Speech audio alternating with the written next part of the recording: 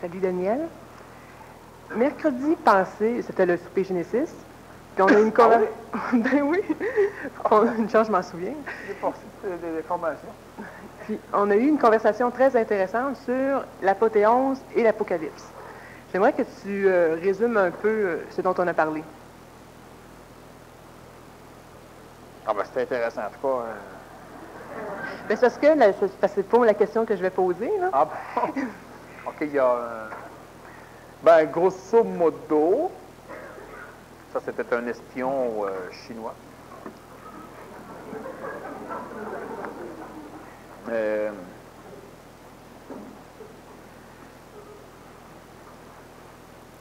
qui est intéressant de comprendre, c'est que je ne résumerai pas, là, mais il y a un point intéressant qui va aller probablement avec ta question.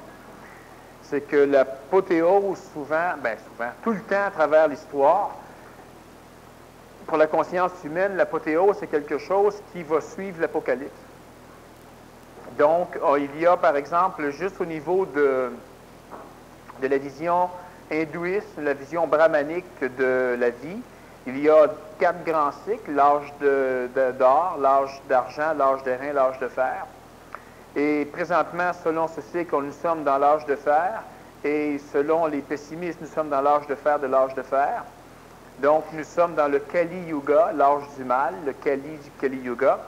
Et eux, ce qu'ils disent, c'est qu'après le Kali Yuga, donc après l'apocalypse finale de l'âge de fer, l'humain va vivre 13 800 ans d'âge d'or, qui est le millénium, donc est un âge apothéosique. Bon, mais premièrement, ces 4 âges-là, est-ce que c'est vrai? C'est totalement vrai, sauf que c'est totalement faux. Parce que d'après ces 4 âges-là, il y a déjà eu un âge d'or. Ah, il y a déjà eu un âge d'or, c'est officiel. Donc, il y a déjà eu une apothéose. Ah, c'est officiel. Mais est-ce que c'est vrai? Non. Mais c'est quoi, de la publicité? Oui, effectivement, Brahma fait de la publicité. Mais c'est que tout cela est vrai et tout cela est faux. Autrement dit, tout cela est vrai, mais ce n'est pas nécessaire. Autrement dit, c'est vrai pour tout le monde, mais c'est pas vrai pour tout le monde. Oui, explique. C'est clair.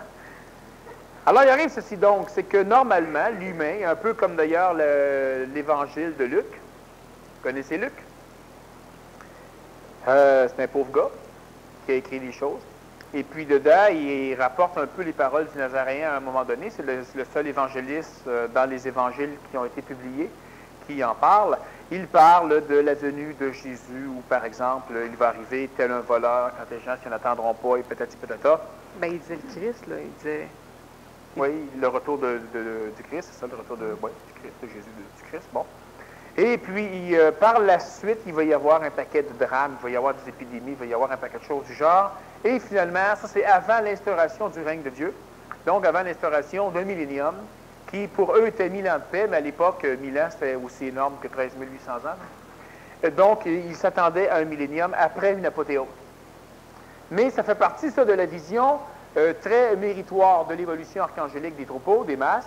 Ça veut dire, par exemple, tu souffres énormément sur la terre, plus tu souffres, plus tu auras un ciel intéressant. C'est une différence de potentiel, c'est-à-dire que plus on t'arrache dedans, bien, quand on te laisse en paix, même si ça fait encore mal, ça fait moins mal, tu te sens bien. L'humain continue à penser qu'il doit absolument souffrir pour gagner la paix. Mais est-ce que c'est déjà arrivé une fois pour qu'il continue à penser ça? Ce n'est pas utile de dire oui ou de dire non. Bref, ce n'est pas utile de répondre à la question. Mais ce qu'il faut comprendre, c'est que du point de vue de l'humain, s'il souffre sur la terre au nom de Dieu, donc en fonction d'un millénium, autrement dit, si l'humain a la capacité de souffrir et d'endurer dans le but d'avoir la paix, selon les théologies, il aura la paix. Mais celui qui il ne mérite pas son ciel, qui ne mérite pas son nirvana, n'aura pas la paix. Lui a des chances de se réincarner selon les visions brahmaniques ou hindouistes ou bouddhistes. Maintenant, si on regarde, par exemple, l'être humain qui vit, donc qui ne meurt pas, dans les cycles du temps, on aura la même chose. Après le beau temps vient la tempête, et après la tempête vient le beau temps. Donc, après la pluie vient le beau temps. Mais c'est ça, mais après ça, il y a une autre tempête. Exactement. C'est partie des cycles qui sont chers à toutes les religions, aux ésotérismes, aux scientifiques, à l'humain.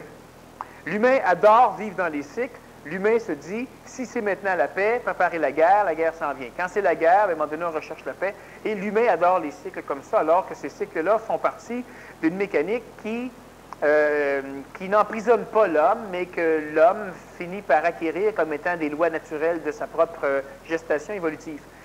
Si on considère l'individu qui vit s'attend à vivre, surtout lorsqu'on approche d'années chrétiennes où il y a 3 zéros, donc 1800, 1900, l'an 2000, l'an 2100, etc., où il y aura 2 zéros rendus là, évidemment, mais là où on a des zéros à la fin, du minimum 2 zéros collés, lorsque l'humain approche d'une fin d'un centenaire, l'humain a l'impression qu'il approche de la fin du monde.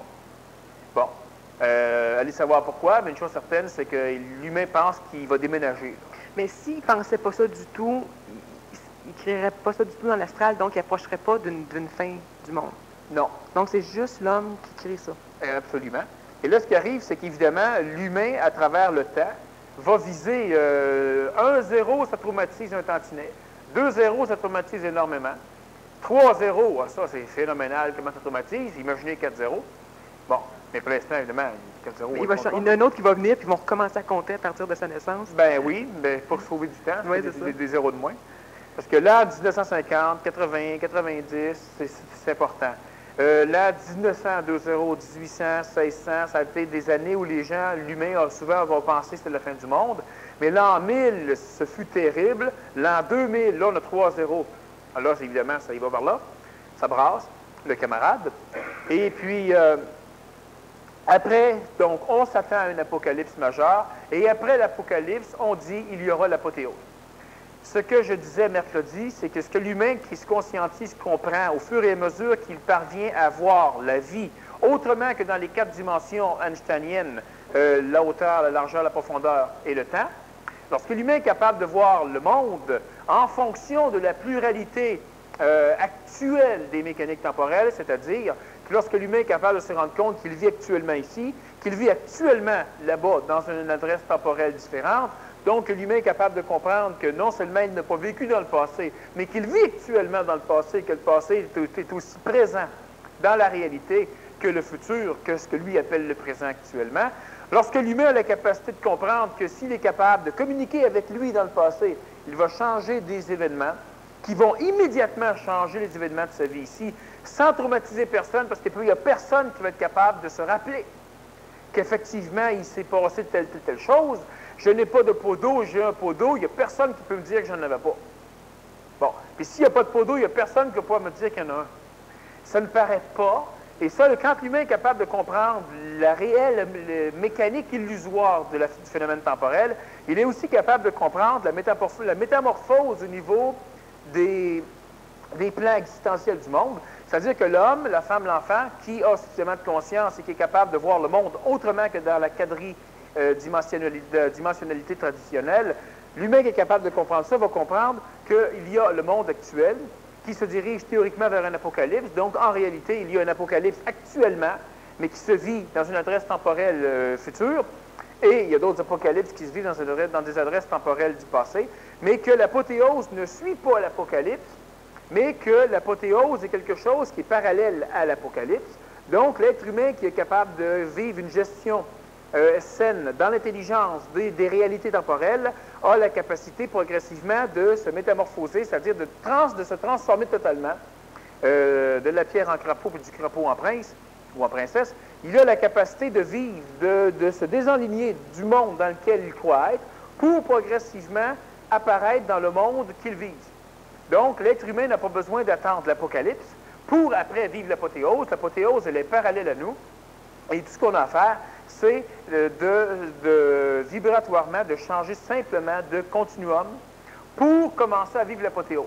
Ça veut dire quoi? Ça veut dire que l'être humain qui a tendance à se transporter, à transiter vers l'apothéose, va progressivement voir toutes les lignées de sa vie s'améliorer.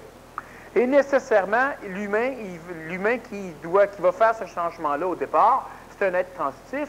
L'être transitif n'a pas la capacité, comme l'être nouveau va l'avoir, de faire une transition de tous les plans dans lesquels il vit en même temps, dans un monde apothéosique. Bon, c'est ça, là. Fait que l'être transitif qui veut faire ça... L'être transitif, lui, où il est présentement, on va faire un petit dessin ici.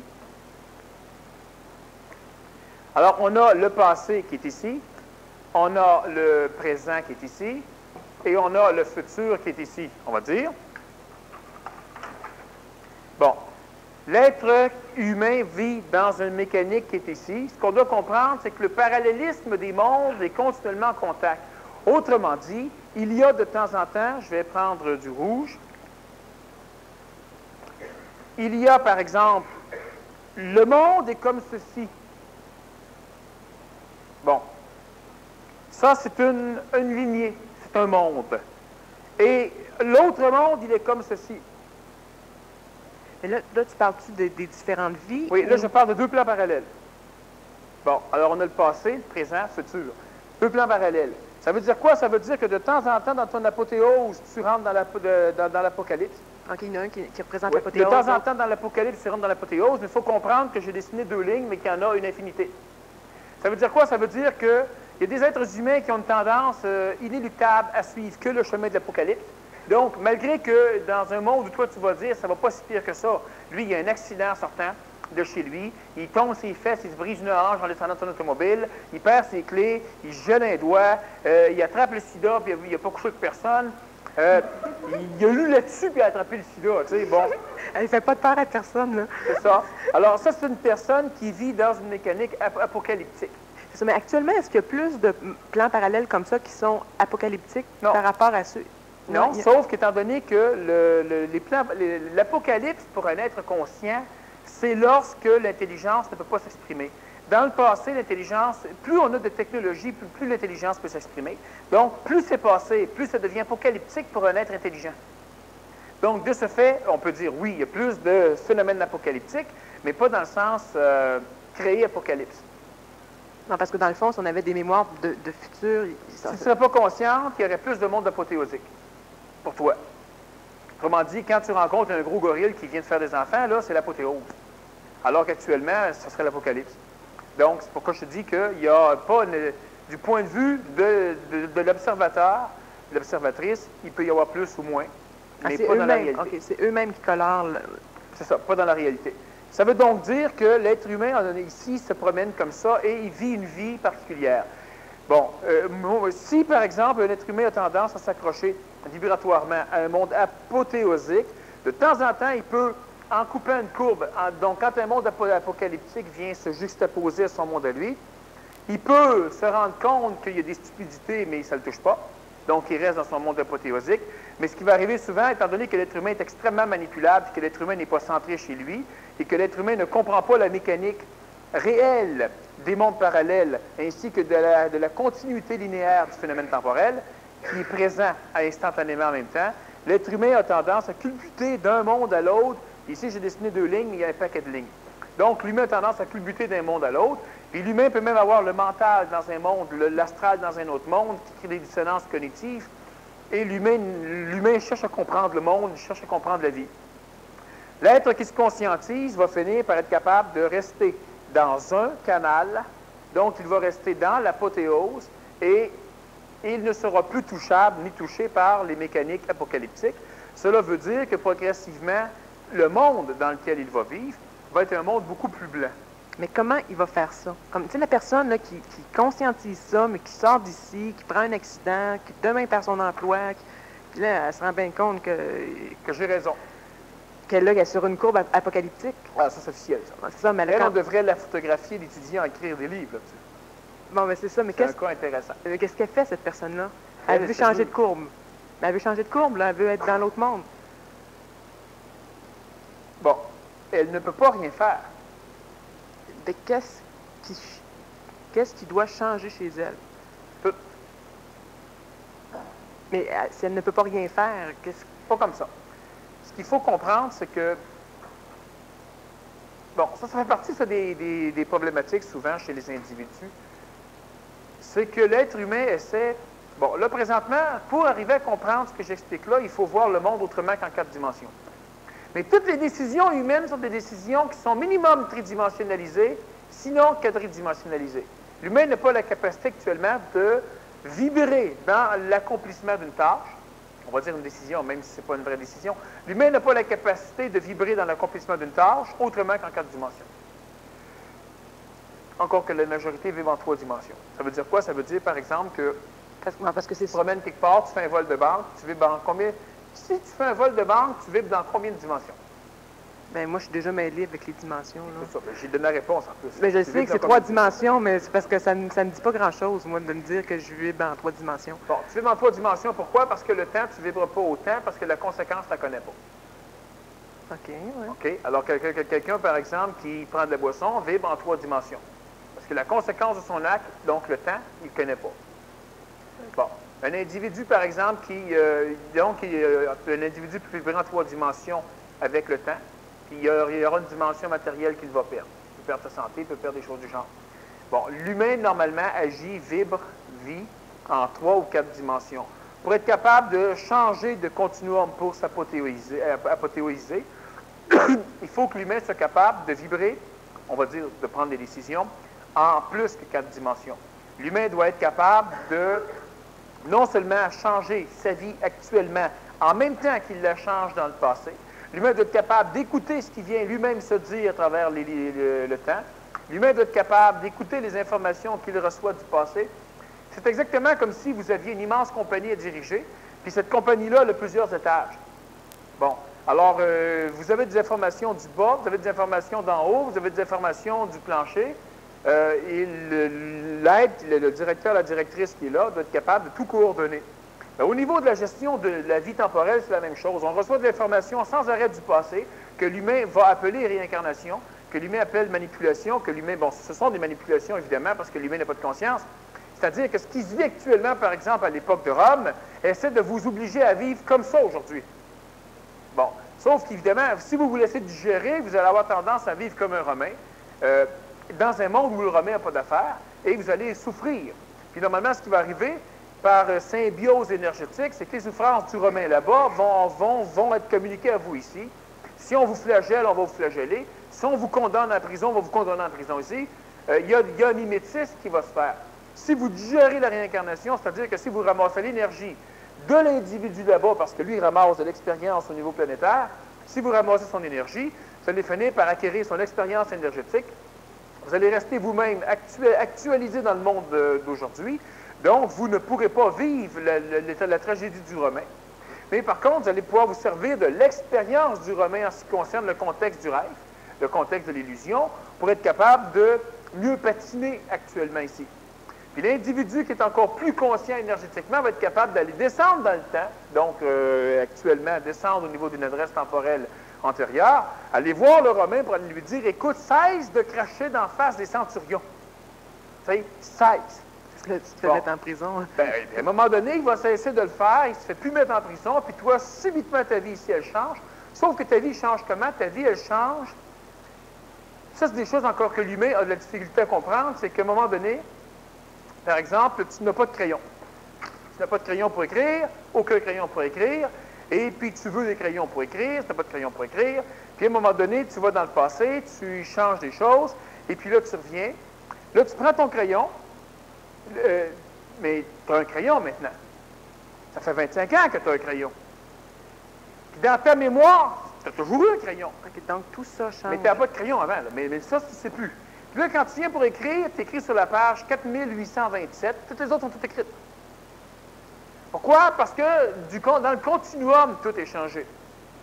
Et ça, l'humain ne le saisit pas. Et ce qui va arriver, c'est que si l'ego là-dedans n'a pas d'information au niveau de l'intelligence, l'ego aura toujours l'impression qu'il n'y a rien qui s'est changé, il n'y a pas eu d'amélioration. L'ego va dire, ah oui, mais c'est toujours un foutu crayon. Est-ce qu'il doit, être informé, l'ego? Non. Par contre, pas informé qu'il n'y en avait pas et que maintenant il y en a un. L'ego, ce qu'il doit, puis ça, l'être intelligent, c'est une chose ça, que souvent les conscientisés, que l'humain n'a pas, ou perd, c'est la capacité d'apprécier. Et la capacité d'apprécier, c'est une capacité supramentale, c'est une capacité intelligente. Apprécier ce que nous avons. Mais apprécier ce que nous avons, ce n'est pas, ça peut être récupéré évidemment par le phénomène spirituel, le phénomène astral. Mais apprécier ce que nous avons, ça veut dire, prenons l'exemple des jeunes, des enfants. Bon, souvent les enfants vont inconsciemment se faire ramasser par un égrégore où ils vont haïr leur père ou leur mère. Ils vont trouver des choses à redire contre eux autres. Ah oui, mais tu sais, il est niaiseux, puis etc. Sauf que s'ils ont suffisamment d'intelligence, ils vont être capables de, sans se sentir redevables, sans s'attacher karmiquement, sans se culpabiliser, ils vont être capables subitement d'apprécier leurs parents, qui prend une partie de sa vie pour les nourrir, une partie de sa vie pour les vêtir, une partie de sa vie pour les soigner, une partie, parce que les parents ici, si vous n'aviez jamais eu d'enfant, vous auriez entre 200 000 et 1 million de dollars de plus. C'est ce que vous ont coûté vos enfants, sans compter des rides de moins probablement. Bon, t'es enceinte, toi, là? En tout cas, t'es encouragé, mais... Le jeune, à un moment donné, évidemment, l'adolescence se fait ramasser par des entités d'adultes qui ne reconnaissent pas le parent comme étant son parent, puis ils l'envoient promener. Mais la capacité d'apprécier, ça va être que je suis capable de me rendre compte, d'apprécier les choses qui sont brillantes autour de moi. Parce que les manteaux, souvent, tombent dans le piège que personne ne mérite rien, ce qui est vrai, mais... Oui, mais la capacité d'apprécier, c'est ça qu'il faut comprendre. Tu peux apprécier astralement, tu peux apprécier intelligemment. Apprécier intelligemment, bon, par exemple, moi, je vais faire un tour, à un moment donné, au Pérou, et je suis avec des touristes. Et les touristes, eux autres, tout ce qu'ils trouvent à dire, c'est maudit qu'il fait chaud aussi, hein? Ils ne peuvent pas apprécier. Dans l'avion, par exemple, ça va être, ouais, des petits maudits pans, tu sais, des 12 heures de l'avion, c'est tough en maudit. Alors que moi, je suis là, je regarde par le bleu, puis je me dis, pauvre Christophe Colomb.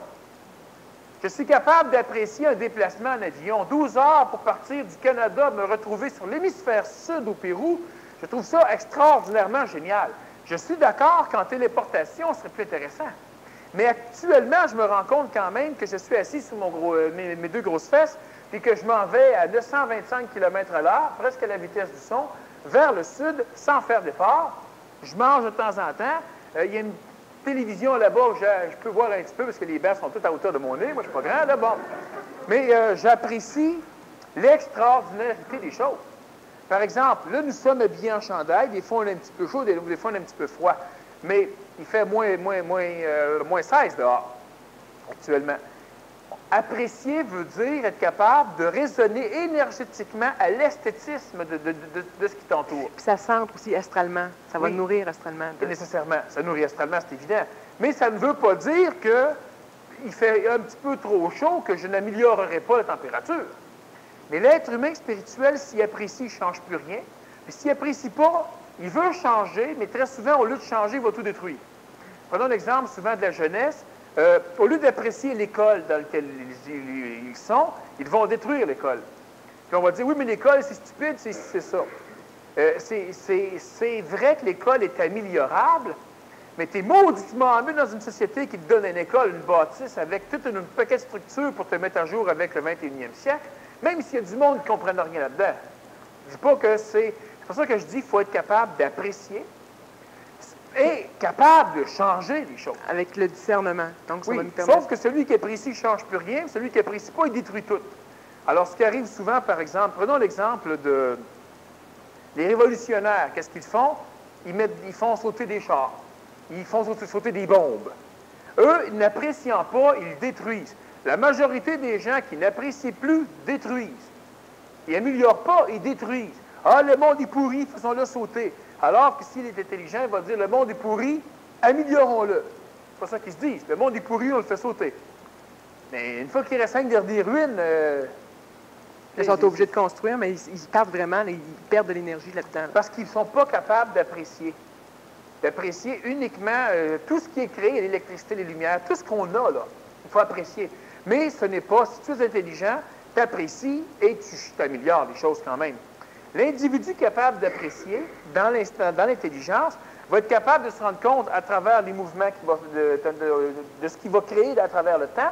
Il va être capable d'apprécier ce qu'il est. Il va être capable de s'apprécier lui, d'apprécier son corps physique, ça ne l'empêchera pas d'améliorer. Il va être capable d'apprécier ceux qui l'entourent, ça ne l'empêchera pas de rencontrer d'autres personnes. Donc, de profiter de où il est rendu. Oui.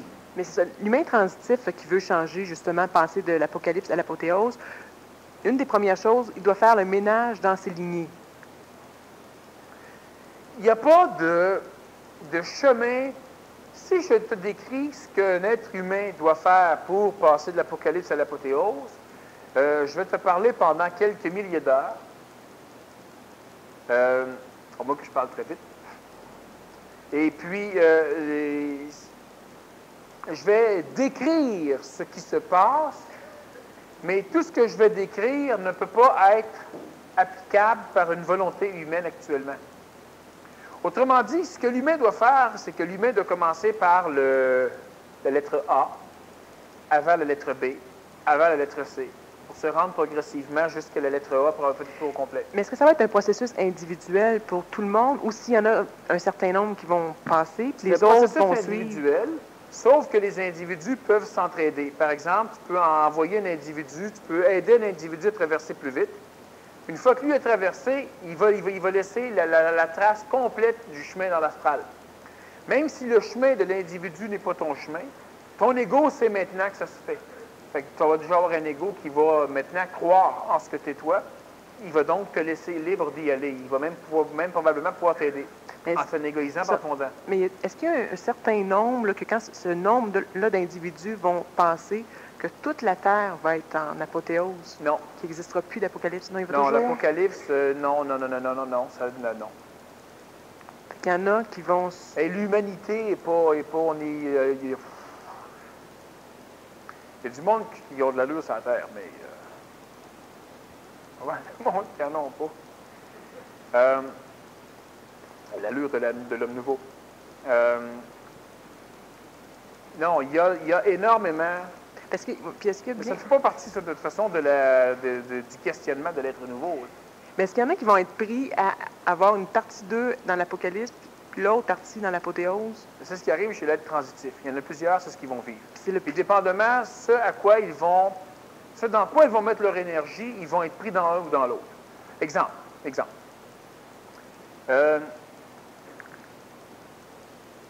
Ça fait d'ailleurs, c'est un très grand sujet sur lequel on pourra revenir. La vibration de l'être humain qui va l'amener à accomplir, à agir, on va dire, en fonction de ce qu'il est dans la réalité de l'apothéose ou en fonction de ce qu'il est dans la réalité de l'Apocalypse. Ça veut dire quoi? Ça veut dire que, par exemple, il y a le chien qui te court après. Il bave. Il y a les crocs sortis, tout ça. Il y a les yeux éjectés de sang. Il te court après. Il veut tes culottes. Bon. Toi, tu cours. Puis là, subitement, tu as l'impression que tu es tout énervé, là, que tu sécrètes de l'adrénaline, là, puis c'est pas bon pour ton petit. Là, tu te dis, je devrais relaxer. Puis, évidemment, ça va dire en même temps, oui, mais si tu relaxes, il y a d'autres choses qui vont te manquer, qui seraient bons aussi pour ton petit. Là, tu es pris entre deux mondes. Est-ce que tu vis la fille poursuivie par un prédateur ou si tu vis dans un autre monde? La personne transitive est en dissonance cognitive. La personne pas suffisamment transitive va être en course folle. Elle ne sera pas en dissonance. Elle se possède. Pour l'instant, elle est dans l'Apocalypse. Elle est dans l'Apocalypse, elle est poursuivie par un chien. Bon. La personne qui est suffisamment en conscientisation, donc en transition, va être en dissonance cognitive, c'est-à-dire qu'elle va goûter à un monde, mais goûter à l'autre monde. C'est ce qui est le cas de plusieurs personnes transitives. Oui. De presque personne sur la planète Terre, mais de plusieurs personnes transitives. Là, ce qui arrive, qu'est-ce que tu devrais faire, toi?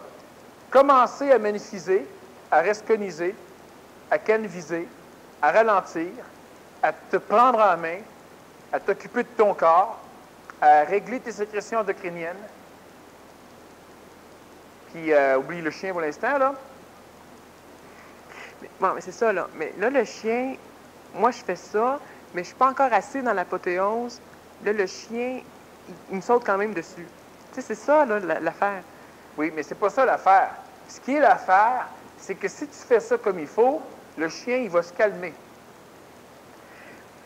Oui, mais c'est toujours la femme. Oui. Je sais, mais moi, ce que je veux qu'on comprenne, c'est que c'est là le foutu problème. Votre foutu problème, là, il est là. Le problème, là, il est là. Le choix de l'homme nouveau, est-ce qu'il est fait? Non.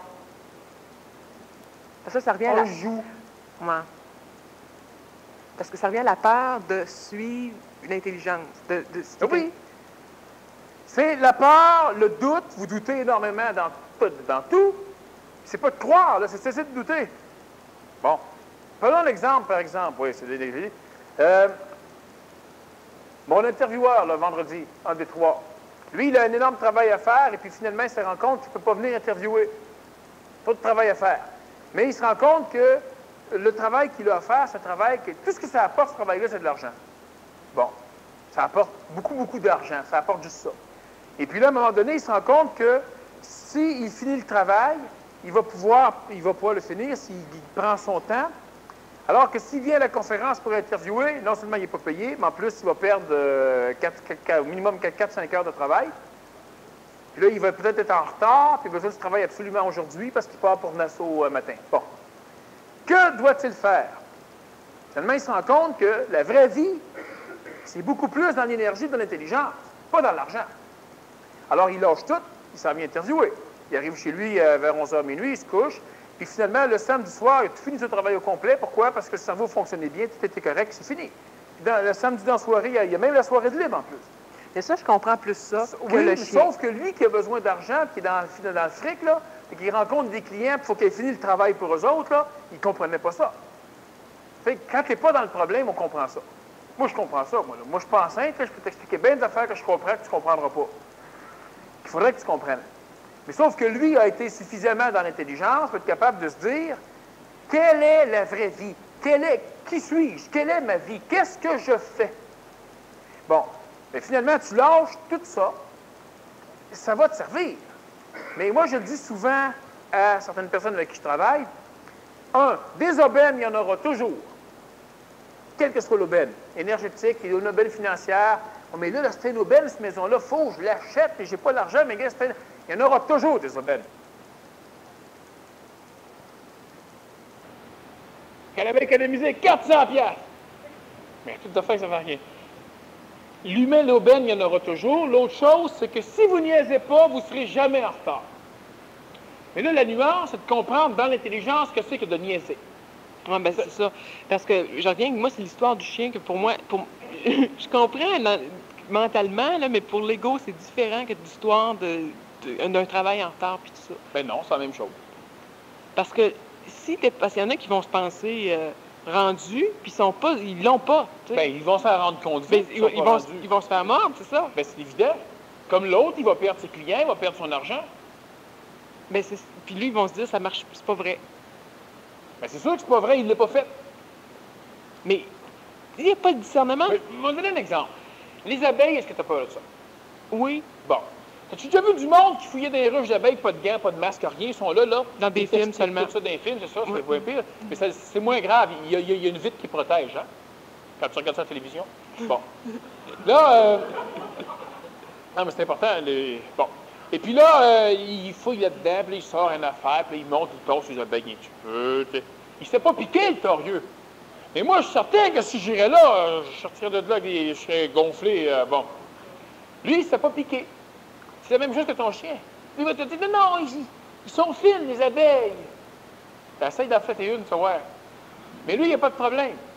Un petit peu de gaz, de temps en temps, la fumée, pour les dormir un petit peu. Ça se promène partout, il y en a plein sur lui, on te tosse tout ça.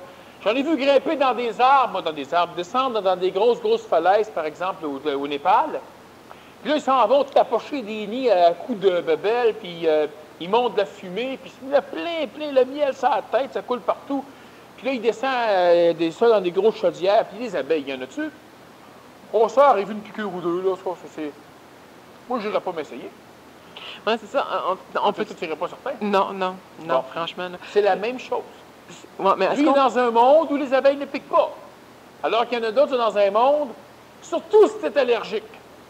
Si tu es allergique aux abeilles, il y en a juste une, puis elle te trouve. Le chien, c'est la même chose. Les gens vont dire, si tu as peur, il le sait. Ben, j'ai rien contre qu'il le sache. Mais pourquoi il faut qu'il me saute dessus? C'est parce qu'on peut-tu être dans l'apothéose à 75 %? Juste les fesses dans l'apocalypse? Le chien... Ça ressemble à ça, moi.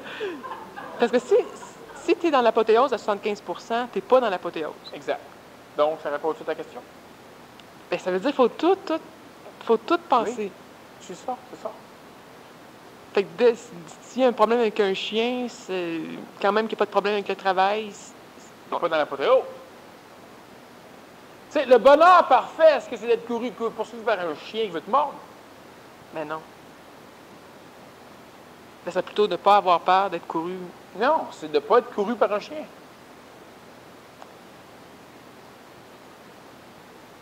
Mais c'est parce qu'il y a quelque chose, tu sais, c'est gros.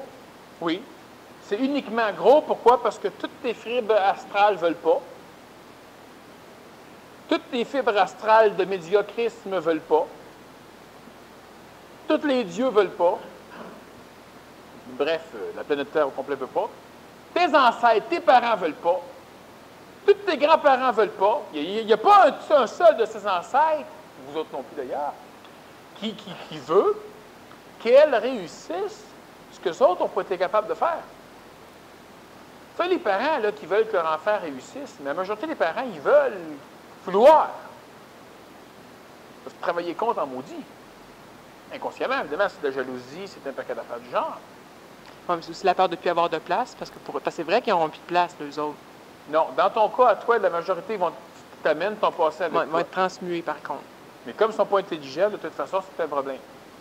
Ce que l'humain doit comprendre au niveau apothéosique, c'est que tu es... Ça, on va en reparler de temps en temps. Au départ, comme j'explique là, je peux te donner un paquet de mots. J'ai raison. C'est simple.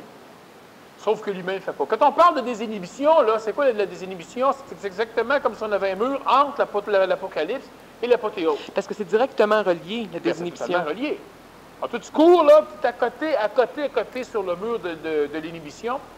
Puis si tu te désinhibes, donc, si tu peux déchirer le mur, traverser l'autre bord, puis le coude assez vite pour que le chien suive, là, tu es dans l'apothéose.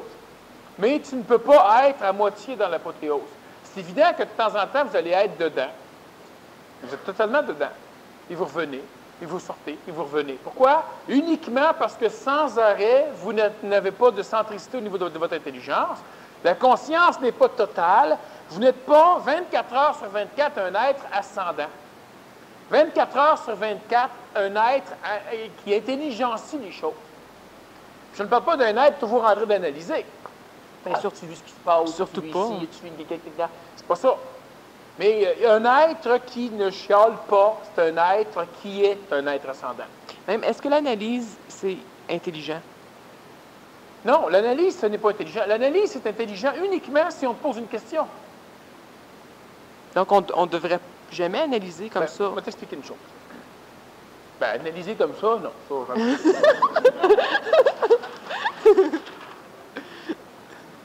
C'est efficace, des fois? Comme ça, là. Tu vois-tu Simon analyser comme ça? Non. Avec un tutu, peut-être?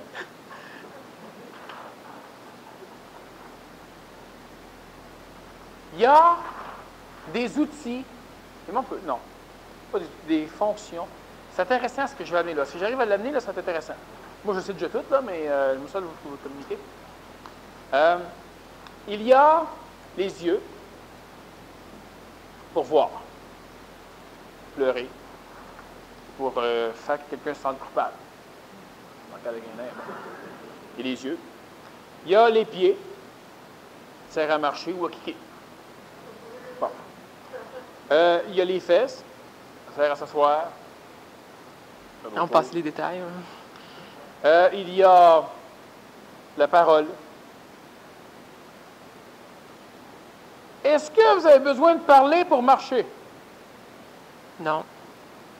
Bon. Avez-vous besoin de marcher pour parler? Non plus. As-tu besoin de marcher pour pouvoir t'asseoir? Non. As-tu besoin de voir clair pour pouvoir parler? Non. As-tu besoin de marcher pour voir clair? Non. Là, on peut continuer encore longtemps. Là, non, mais tu as besoin de voir pour marcher, ça va mieux en tout cas. C'est pas vrai. Ben, ça va mieux. Non. Ben, tu te cognes. Oh, mais tu marches quand même. Ben, tu marches. Un coup que tu as foncé dans le mur, tu marches plus. Ben, non, mais tu mets les yeux ouverts. Quand tu as foncé dans le mur, tu marches plus non plus. Mais peut-être tu n'aurais pas foncé dans le mur. Ça ne change rien. Bon. Donc, ce qu'on comprend, c'est que tu n'as pas besoin de tout faire en même temps. C'est clair, ça? Oui, ça c'est clair. Parfait. Au niveau de l'être nouveau, on a la vitalisation. On a l'astralisation. L'astralisation, c'est la nourriture du corps astral et non pas l'égoïsation. L'astralisation. On a la mentalisation qui va être une nourriture du plan mental. Évidemment, une mentalisation orchestrée par l'ego, ça nourrit le plan mental, mais souvent, ça tue le contact avec le plan supramental. On a une supramentalisation. On a une énergisation. On a une énergification. Énergisation, on monte en énergie, mais ça peut s'en aller. On peut revenir à ce qu'on était. Une énergification, on se construit un corps d'énergie, on ne redescend pas après. Puis il y en a plein d'autres. Bon, et l'énergification, ça, c'est les 4 plans dont tu viens de parler globalement, là. Normalement, oui. Pas nécessaire, mais normalement, oui. L'analyse va se faire. Bon, regardez ceci, là, c'est assez nouveau aussi. Je marche, je voyage, je vis, j'observe, j'utopise. C'est-à-dire, j'utopise énergétiquement. Ça veut dire que je suis capable de m'alimenter, de m'abreuver de l'onde de forme, donc du paysage, de l'onde de forme événementielle, de l'esthétisme d'un événement. Quelqu'un qui sauve la vie à quelqu'un, ça peut me nourrir. Bon.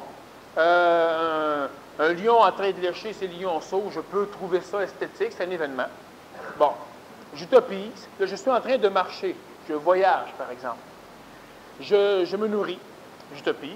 Je vais me laisser absorber par l'onde de forme sans utopiser, c'est-à-dire à un autre niveau, il y a des subtilités là-dedans. Donc je vais carrément m'abreuver à l'onde de forme, je me laisse absorber.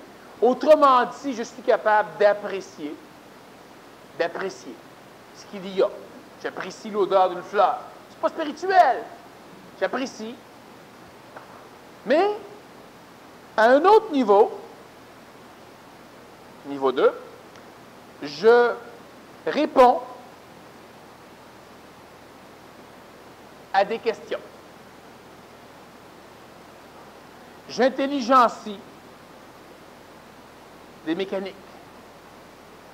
J'analyse, mais pas par le cerveau, j'analyse par un voyage séraphique dans le plan supramental, dans les annales akashiques. Autrement dit, je chemine, c'est une analyse. Sauf que lorsque je vis, je ne fais pas ça. Lorsque je suis en conférence, par exemple, et que tu me poses des questions, je fais ça. Je ne fais pas nécessairement ça. Ce qu'il faut comprendre, c'est que l'être nouveau, par exemple, à un moment donné, moi, je peux analyser des choses. Mais l'être nouveau n'analyse pas toujours. Non, Comme je peux être assis. Mais l'être nouveau, pas toujours assis, peut marcher, mais quand il est marché, il ne marche pas assis. Mais ça, c'est très important à comprendre, ça. Oui. Ça veut dire quoi? Ça veut dire qu'il y a un outil, un sens, par exemple, pour arriver dans un certain moment donné de l'accomplissement, de l'expression de la vie d'un être nouveau, il peut y avoir le dialogue. On va discuter. Mais on ne discute pas pour analyser. Mais nécessairement, chez l'être nouveau, dans la discussion, il va y avoir la course aux questions-réponses. C'est-à-dire que tu dis quelque chose de brillant, et ça, moi, ça me branche quelque part. J'ai les prémices d'une question, parce que je suis un être connecté. Je n'ai jamais de questions et j'amène immédiatement la réponse. Toi, je te branche. Tu as les prémices d'une question. Si tu es un être connecté, tu n'as pas de question, tu amènes immédiatement la réponse. Donc là, on discute. On ne pose pas de questions. On n'amène que des réponses. Mais là, on est à ce niveau-là ici. Puis si à un moment donné, on s'en va jouer au ping-pong, on est à ce niveau-là ici. On n'est pas là en train d'analyser sans arrêt l'ego du voisin, la clôture, la couleur, puis c'est une chose. Même chose, par exemple, quand un être nouveau, disons, se couche pour dormir, bien là, il peut instantanément commencer à ménophyser, à placer son corps. Il n'a pas nécessairement fait ça là. Il ne fait pas ça 24 heures sur 24. Il va resconiser un laps de temps en fonction de ce qu'il veut. Il se prépare à un transport séraphique, à un voyage astral, à une nullité astrale. C'est une autre forme d'expression à travers sa vie. Ça, il y en a plein comme ça. Un être nouveau, c'est comme l'être ancien. Il ne fait pas tout en même temps. Donc, votre cœur bat, mais c'est indépendant de la digestion. Mais l'analyse, là, parce qu'il y en a vraiment plusieurs qui tombent dans ce piège-là, pourquoi est-ce que ça envahit autant? Pourquoi une telle valorisation à l'esprit critique, par exemple? Bien, ça, c'est simplement parce que, traditionnellement, à travers l'émancipation de la bourgeoisie, l'aristocratie parvenus. À travers l'émancipation de la bourgeoisie, on en arrive à un point, puis les sciences, etc., où, après l'astralisation de l'humanité, après la vision émotive permanente, on a développé le cartésianisme, c'est-à-dire l'intellect. L'intellect est la phase qui naît dans l'humain après l'astral, après l'émotion, et c'était devenu une façon snob de se séparer de la population, donc du peuple, que d'intellectualiser. L'intellectualisme, c'est l'analyse logique, l'analyse mentale, l'analyse scientifique. Puis progressivement, en psychologie, dans toutes les formes de sciences, même dans la morale, ça devenait extraordinaire que d'être un analytique, parce que les autres étaient trop épais pour l'être. On a inventé la même idée de quotient intellectuel. Alors, et ce qui va arriver, même au niveau de ceux qui, à un moment donné, se conscientisent, après l'intellect plus puissant, c'est le mental, bien, il y a des gens qui vont rester arrêtés dans l'analyse du mental. Oui. Et là, ils mentalisent sans arrêt pour anéantir. Parce qu'un mentalisateur est un être humain qui anéantit. Quelqu'un qui mentalise sans arrêt, c'est quelqu'un qui a accès à une structure imparable de logique. Mais qui détruit l'énergie. Il ne peut pas faire autrement parce qu'un mentalisateur, c'est un être qui... Bon. Il y a un clou ici. Ah, il n'y a plus de clou. Le mentalisateur, qu'est-ce que c'est? C'est un être qui... C'est l'élite majeure et maximum de ce qu'un animal humain peut devenir. C'est le mentalisateur. Un mentor, un mental, un mentalisateur, c'est l'élite de ce que l'humain peut devenir. Ça veut dire quoi? Ça veut dire que toute la gestion de l'expérience, de l'événement, de l'information est alimentée et régie par une capacité phénoménale, absolument parfaite de mentalisation, mais le mentor, le mentalisateur, la mentalisatrice, n'a pas de contact avec l'intelligence instantanée, donc le plan supramental. Il a de contact qu'avec l'information actuellement connue sur la Terre, donc qu'avec la mémoire. Mais comment ça, il se trouve si intelligent? Parce qu'il y a encore de l'ego et relié de la mémoire. Mais Et en plus, c'est même pas une question qu'il se trouve intelligent dans le sens absolu du terme, c'est qu'il est mental. Donc, il est manipulé de mental, ce qui fait qu'il mentalise. Oui, ça, oui, je comprends, mais c'est parce que vraiment... Bon, un mentalisateur, qu'est-ce que ça fait? Ça fait de l'eugénerie. L'eugénerie, oui. L'eugénerie. Je comprends pas. L'eugénerie. C'est ça. J'en suis pas. Un mentalisateur, qu'est-ce que ça fait? Ben, ça fait que, puis il y a différents types, évidemment. J'ai déjà expliqué qu'un mentalisateur est nécessairement un être religieux. Lui, il fait partie de la religion mentale. Un mentalisateur, c'est un être de destruction. Pas nécessairement qui va tuer, qui va détruire, mais c'est un être qui peut tuer, qui peut détruire. C'est un être qui est mental. Ça veut dire quoi? Ça veut dire que tu vas lui dire, tu devrais, mettons, prenons un jeune, mettons, de 14 ans qui serait rendu au niveau du plan mental, qui serait un mentalisateur. On va lui dire, faut que tu réussisses à l'école. Il va dire, écoute bien, tu sais, dans 55 ans, elle va mourir. Je n'ai vraiment rien à foutre de l'école.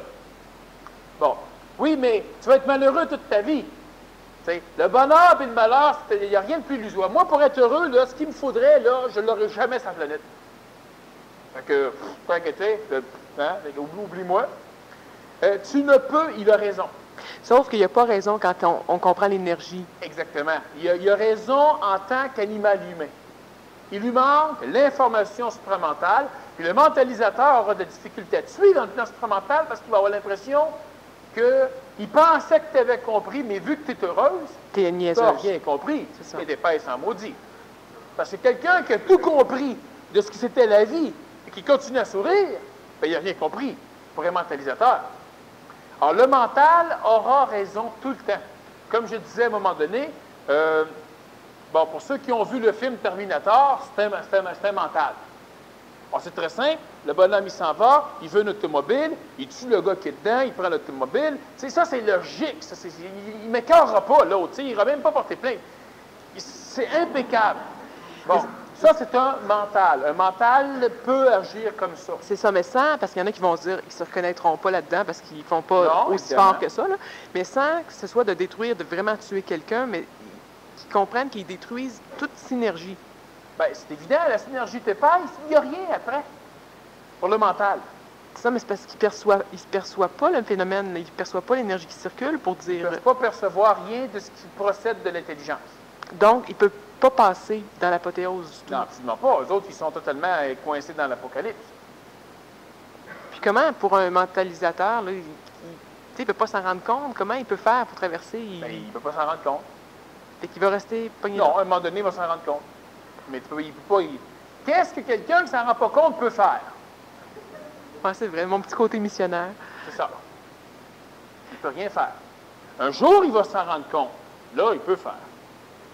Parce que pour passer dans l'apothéose, il y a aussi un manque d'énergie. Oui, mais ça, pour que l'humain ramasse son énergie, il faut que l'humain engendre des synergies. Donc, ça va être entre individus. Oui. Regarde, ce qu'il faut comprendre, c'est un peu ceci.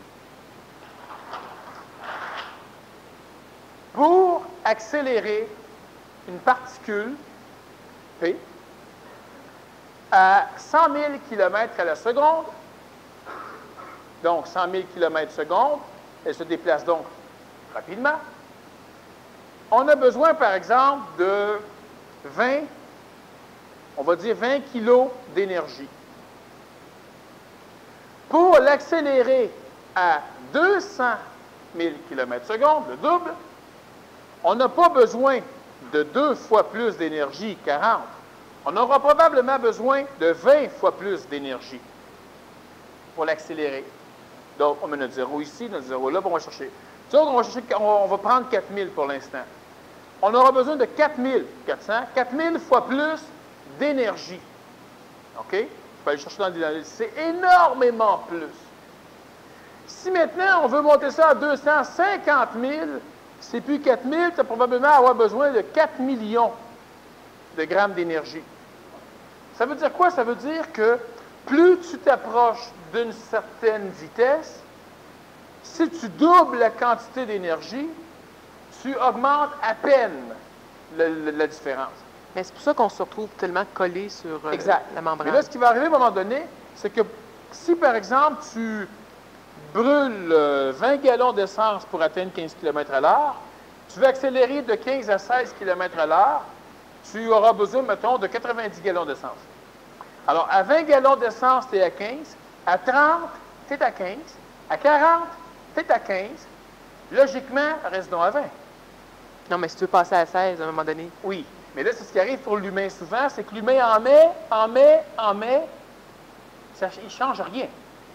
Fait que là, c'est sûr que si l'humain n'a pas la compréhension des mécaniques, il va finir par se dire, écoute, ça ne sert à rien. Bon. Plus l'humain va approcher de l'apothéose, plus l'humain approche de l'intelligence, plus l'humain approche du contact supramental réel, non pas par une antenne collective, mais son propre contact, plus il a besoin d'énergie pour faire un petit pas. Tandis qu'avant, il prenait un peu d'énergie, il faisait un bond. Mais maintenant, il en prend comme il n'en a jamais pris, c'est à peine s'il vient de bouger. Mais là, évidemment, il est collé à la membrane. Mais c'est ça, mais il y a quand même un phénomène où il peut s'épuiser, là, tu sais. Parce que l'humain, ce qu'il fait, c'est qu'il n'a pas la compréhension encore complète de la réalité de sa présence. C'est-à-dire que l'humain vit comme s'il était un animal trop souvent. Donc, il va gaspiller de l'énergie dans le contexte planétaire. Puis juste se maintenir là peut prendre de l'énergie. D'où l'importance d'arriver à créer des synergies pour que, tant que l'énergie circule à ce niveau-là ici, la synergie, qu'est-ce que c'est? C'est de l'amour intelligent. On a dans le système atomique des exemples d'amour intelligent. On a par exemple des atomes qui vont avoir des relations covalentes, par exemple. On a des atomes, il va y avoir des liaisons ioniques aussi. On a par exemple ici un atome qui a besoin d'un électron pour être stable. On a un autre atome qui a besoin d'un électron pour être stable. Mais là, qu'est-ce qui arrive dans sa vie infernale? Il perd un électron. Pauvre petit. Là, il est en peine d'amour. Oui, là, il est en peine d'amour, il est tout débalancé au complet. Puis qu'est-ce qu'il peut faire? Lui, c'est qu'il peut se rapprocher d'un atome qui a un électron. Là, les deux atomes vont se rapprocher et les deux atomes vont se partager leur électron.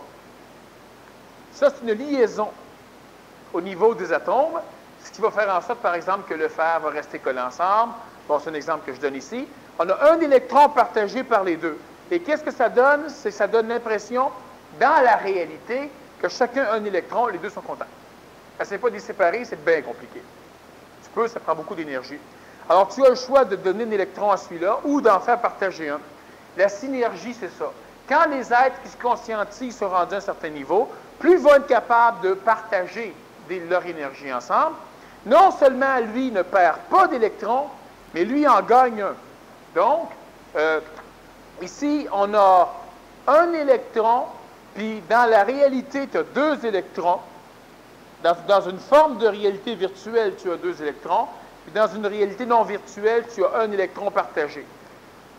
Étant donné que l'électron est présent instantanément partout, il n'y a pas de problème pour les deux atomes, mais tu as bel effectivement un seul électron.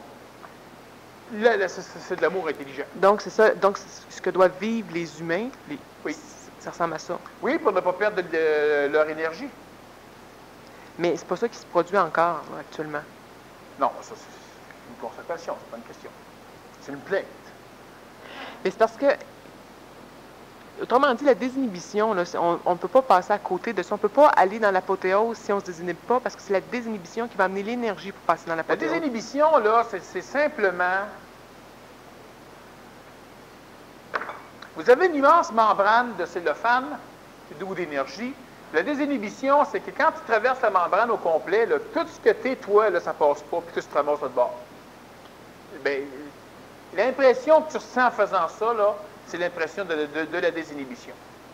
Autrement dit, est-ce que je peux traverser sans traverser? Non. Alors, si tu te désinhibes, tu traverses. Si tu traverses, tu te désinhibes. Ça va vers l'apothéose. C'est ça. Mais c'est parce que là, ben, on parle de ça, puis voir comment concrètement, là, demain matin, si on veut avancer dans l'apothéose, qu'est-ce qu'on peut faire? On peut juste continuer à accumuler de l'énergie? On peut juste, oui, c'est ça. Qu'est-ce qu'il faut faire pour avancer? On peut juste marcher? Oui, c'est ça. Non, mais c'est parce que, tu sais, ça reste encore vague, ça reste encore... C'est pas vague, c'est clair. Sauf que ça regarde pas l'ego.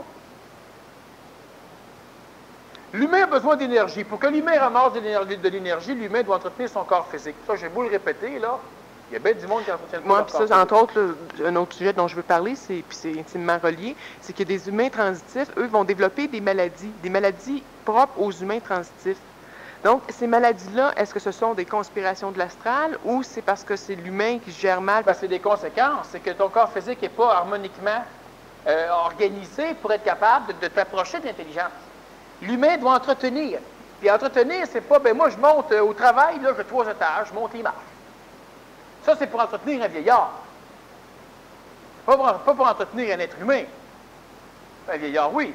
Mais moi, je marche un demi-kilomètre par jour. Ah non, moi j'en marche 5 kilomètres par jour. La marche, c'est pour les vieillards. Bon, ça, c'est pour que la personne meure plus lentement. Bon, ça sert à ça, la marche. Il faut faire du sport. Il faut faire du conditionnement physique. Et cardio-respiratoire, cardio-pulmonaire, musculaire. Bon, minimum, on commence avec Menfi. Il y a reconditionnement physique. Il y a du conditionnement physique, il y a du conditionnement magnifique, mais ça, c'est un peu plus complexe. Il y a du tennis, il y a du badminton, il y a de la course, il y a tout ce qu'il faut ici, de la natation. Puis c'est minimum une fois par semaine.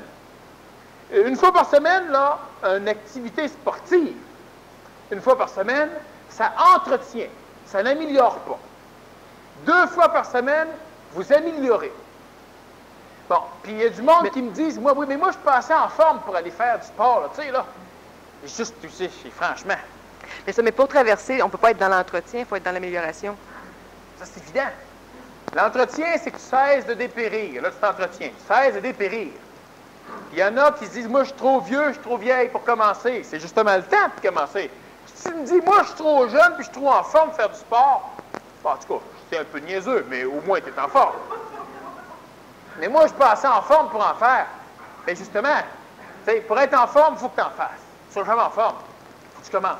Oui, mais je suis tout raqué 2-3 jours après. C'est une preuve qu'il faut que tu en fasses. C'est pas une preuve qu'il faut que tu arrêtes. Ça, les gens ne comprennent pas ça. Là, en 84, 85, 86, lorsqu'on donnait des cours PMC au centre de l'universalité où on avait des locaux, il y a plusieurs personnes qui avaient fait mon séminaire, qui étaient dans la conscientisation, qui, après le début des cours, me laissaient tomber tout simplement. Pourquoi? Parce qu'eux ne voyaient pas la conscientisation assis à terre, sur un tapis, en train de t'étirer les jambes. On se conscientise pas de même. Il devait y avoir quelqu'un sur la planète là, qui parle de conscientisation assis sur une chaise, au moins. Pas assis à terre. Là, après ça, il fallait faire de la course, les personnes transpiraient un petit peu, puis là, la conscientisation sous la sueur. Alors, il y a un paquet de personnes qui sont parties.